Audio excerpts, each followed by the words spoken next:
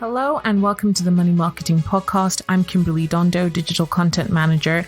And in this week's Weekend Essay podcast, we have Martin Quinn, Head of Sales at Headline Money, giving his thoughts on why we cannot afford to lose cash. Take it away, Martin. What is your earliest memory of cash? It's probably the tooth fairy or getting pocket money for doing some household chores. For me, from an early age, my grandmother, who hailed from County Cork in Ireland, would give me a £1 note. I know, what's a £1 note? That's how old I am. I loved it. I like to stack the notes under books to make them totally flat. And then if I ever got a £5 note, well, that would blow my mind. Of course, what I would then do is go down to the Abbey National with my savings book and then deposit the cash in and see the balance increasing. So fast forward many years now that I'm a father, when I give pocket money to my two kids, it is always cash. When they were a bit younger, trips to the toy shop, getting them to work out what they can afford with £2 coins and a 50p piece, I think was a real lesson in how to manage cash. There are no pocket money apps in the Quinn household, by the way. Even now, they're 13 and 11, and every week, pocket money is still given in cash. But why is cash important? For one, it teaches kids how to save up, putting coins in their money box, which should start them on a journey of saving and spending. For example, how would the tooth fairy manage in a cashless society? Write a check? So 1980s, or indeed write an IOU.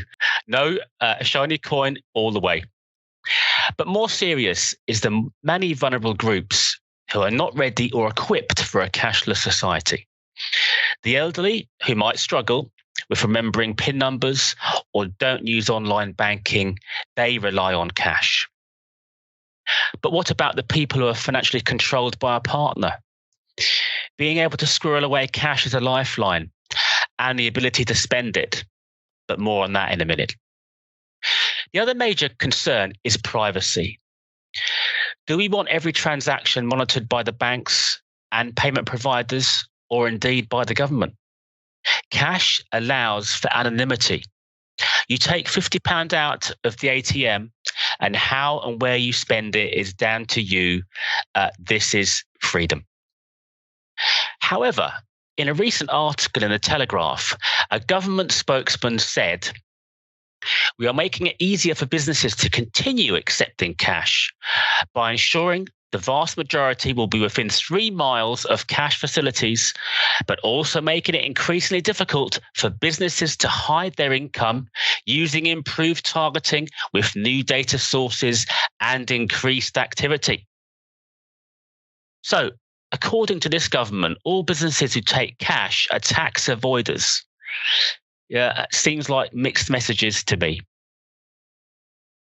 All parts of the cash ecosystem need to be in place. Banks and ATMs need to be on the high street. Businesses need to have cash deposit facilities close by, and shops need to take all payments and not to discriminate. Remove one part of it and it starts to collapse.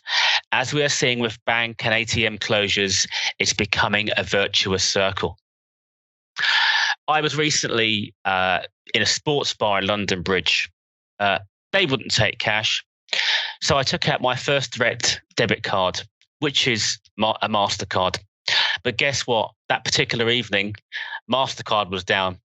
So luckily, I had a £20 note in my wallet, but they weren't accepting that. But then I pulled out my Visa debit to hand another debit card. But what nonsense. They still wouldn't accept cash. The beautiful thing about cash is it doesn't crash. Many of the major cities and many parts of London are starting to become cashless deserts. Big coffee chains, fast food chains, to some pubs are all going cashless. But what can be done? Well, firstly, always carry some cash on you. Try and use it when and where you can. You can, of course, then boycott. If you find a shop that won't accept cash, go elsewhere. But with the general election looming in late 2024, cash acceptance will become an election issue. And that's why we need a Payment Choice Act in the UK passed. The party which puts this into their manifesto will pick up votes. I can guarantee it. In fact, I'd put a tenner on it. Thanks for listening. Thanks, Martin, for a very insightful Weekend Essay podcast. We do hope that you enjoyed it. Please do keep up to date with all our new releases via Podbean, Apple Podcasts, Spotify, and everywhere else you get your podcast from. You can also keep up to date with all our new content published on the Money Marketing website, as well as our print edition Money Marketing magazine, so make sure to subscribe. Follow us on Twitter, LinkedIn, Facebook, Instagram, Threads, and TikTok. See you next time.